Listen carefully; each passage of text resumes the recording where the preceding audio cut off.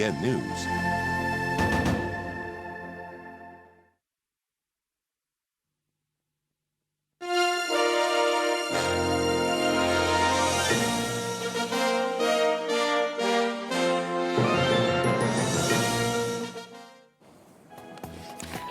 Well, welcome back to News Center. Thank you so much for staying with us. This is our wall-to-wall coverage of the party primaries, and we have our reporters on the ground. We'll be speaking to almost all of them in the next few minutes, but we also have a panel discussion, and I want you to chime in into the conversation we're having. Hashtag News Center is what to use, or you can choose to tweet me at Betty M. Kialo. That's direct to me, and I'll be sampling what you have to say and what your thoughts about everything that's happening. A lot is happening on the political front. I'd like to hear what you have to say about it. All right, let me introduce my panel of guests, and I'll start from my extreme right. That's Alex Gatundo. He is an advocate of the High Court, but also he is a political commentator. Thank you very much for coming. Thank you. We also have Billy Mijungu at the center. Thank you very much for coming. He is also a political commentator. And Franklin Mkwanja, thank you for coming and your time. All right, so I'll start with quite a number of things to talk about, but I think the most interesting thing is that you have 5 governors already out. What does that say, Gatundo? What does that say about this whole process and what we're expecting come August 8th? I think this is an indictment on the part of devolution. The devolution has had a very good start, right, but I think it has its own challenges. And even the issues of the publicity of the mismanagement of the affairs and the finances of the devolved government has not done a good job for the government, that is the devolved government. Right. So that is a very clear message to the people and also to the government, both the national and the county, that enough needs to be done, a lot needs to be done to improve the county governance in this country. All right. Yes. So is it what he's saying that, people are alive to the fact that, these people probably did not deliver, and even going with the Auditor General's reports that we're seeing quite a number of millions or billions being wasted or cannot be accounted for. Is it that, or is it that there are party favorites? Because that is also the other argument, that you have people who are being fronted because they've been extremely loyal to parties, or they finance parties to some large extent. Billy. Okay. Yeah. Well, thank you, Betty. I think my opinion would be a bit divided in this. If you look at how the governors were elected, they were elected without systems that were in place. And to this end, we have seen governors who are misusing public resources. If you go out there and you ask people, do you like devolution? Yes, they do. Would you want it to be there? Yes, they want it to be there. Do you like your leaders? They don't want, but they don't like their leaders. So they keep changing them. You took a scenario like Nandi or Kirinyaga, where all MCAs have been sent home. Yes. It's quite a realization that, you know what, there are no more councillors here. These guys are serious. So I think in the next phase, we'll have a bit of serious issues of governance being tackled in the right way. So I think guys are just it's a point at which the country is recalibrating, and we are getting it right. All right. It will be slow, but I think we'll get there. We'll get there. We'll come back to the conversation, but I can see Mishra speaking there. Let's just cross over and listen to what he has to say. Constituency Neranek Development Committee. We will do word-wise, and I don't want to talk much, but let us be united, and all our colleagues who contested elections, we are agenge kabisa. Agenge kabisa. Honorable Koros, Honorable Alan Kosge, Honorable Tere Rajak, Honorable Engineer Lagat, Yote, Honorable JB, Yote Tugul, we are together, and I will request them, Mutai, we will have a together road show for Thanksgiving. Cases is one team. From Team Misra, we have another journey called Team Cases. Congo Misi, go Barak Jehovah. Now, Sare Ole Sare. Bye bye Ole bye bye. King Ole King. Congo. We go.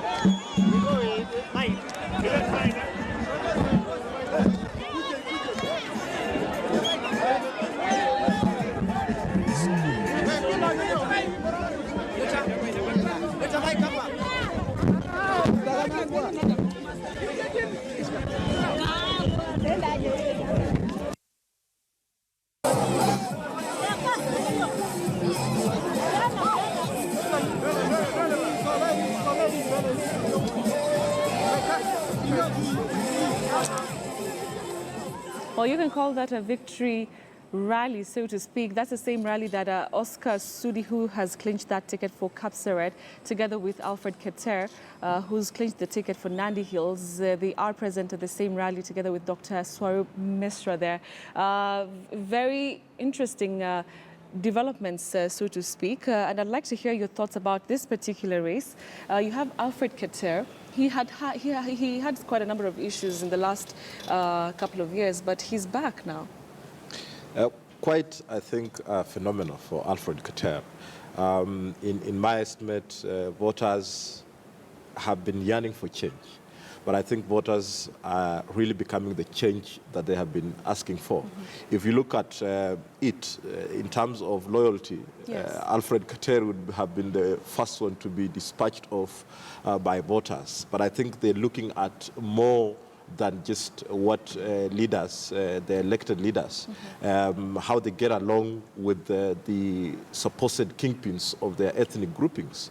Because Alfred Keter has been an antagonist of the deputy president, not once, not twice, but being a thorn, a pain in the wrong places for the DP. And him garnering, again, very, very, very firmly the nomination and not decamping to, because initially it was estimated that he would perhaps decamp to CCM, yes. He would go to Kanu, and quite played dalliance with these two parties. But him sticking with Jubilee and emerging in a county where the governor has been sent home and a majority of MCAs have been sent home, I think voters know something about Keter. Perhaps we need to look at his track record with the service delivery, his track record with the patroning, the Constituency Development Fund, and ask ourselves, are there more reasons as to why he has been elected? Or are generally voters looking for more independent-minded? Because if it is so, then Alfred Keter is one of those Rift Valley legislators that have spoken their minds candidly. And besides that independence of mind, is there anything else? And I think it would be interesting for the KTN report on ground to try to find out a little bit more deeper. Yes. How has Alfred Keter performed in regard to Constituency Development Fund? In terms of being articulate on the floor of the House, we have not known him to be quite a debater in the House. Yes. He's been a backbencher. So what are these thresholds? I think that could offer us insight. But from an analytical point of view, looking at Alfred Keter, politics, particularly as competitive as ours, in a constituency like Nandi Hills, where you had a lot of interest, being a stronghold for the deputy president, and the deputy president being a kingpin in Jubilee, you need to be two things. You need to be a proper organizer, and you need to be a mobilizer. So I think Alfred Keter has done pretty well in terms of organizing his politics and also mobilizing the people to come out. And I think these are key issues that we have to look at, because you're looking at the scorecard, him being an eloquent debater on the floor of the House, he hasn't been. If you look at the Hansard, you will not get him, populating the Hansard. Yes. So we have to look at an antagonist he has been. So what is it that the voters have been looking for? Is it that he had weaker opponents as well? So those are the parameters that we can gauge. And that's interesting, because my next question, and I'll ask you the same thing that I asked him. What are voters, with everything that's happening, with the people who are leaving and people who are coming in and the people who are still going to be defending their seats, what do these voters, what are they looking for this time round? Billy, do you know what they're looking for? I think voters are basically looking for leaders who can stand up for them. You can see with Alfred Keter, for example, being an antagonist of the deputy president himself, and within the same, probably a larger constituency where the deputy president comes from, it is quite a tricky try for him. But you see that voters have awarded him a second chance to go and fight it out, and basically it looks like he would come through. So voters are probably looking for people who can stand up for them and stand up for issues that they believe in. One of the issues that Alfred Keter put out there that was quite big in their face was issues of corruption. From the onset, remember, he's the one who raised the issue of the standard gauge, the SGR. Before people knew even what the SGR was, Alfred Keter was already talking about it. Frank has raised an issue where he's not been very articulate in Parliament. Yes. Yeah, that is acknowledged. But I also do think that voters are electing people in different stratas. You look at some of them electing them to be out there defend their issues in the public sphere. There are others who are elected to be doing their work of legislation.